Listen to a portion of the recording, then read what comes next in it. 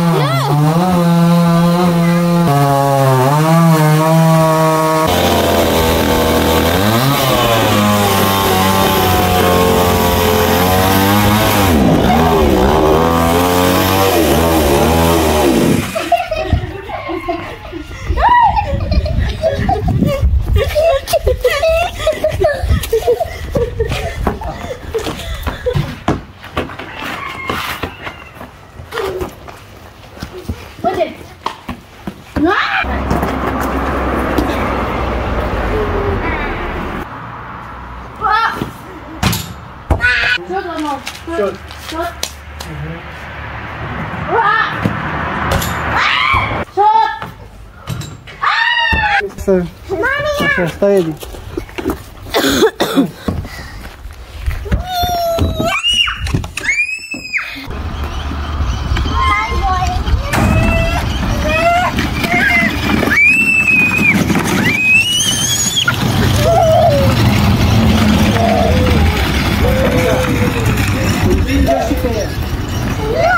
Ai que banquinho.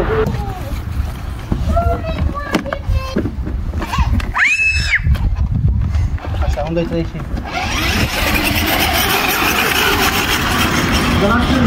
Hindi masyadong malamig yung weather today. Dami na naming kahoy guys. Sigurado ako na mauubos talaga namin to this winter kasi nga yung lamig dito guys hanggang April. Maglagay pa kami ng init sa bahay niyan. Thankful ako ni God kasi nga kahit sobrang lamig dito sa Romania, sila si Edie at saka si Katyusha, malakas yung immune system nila ba.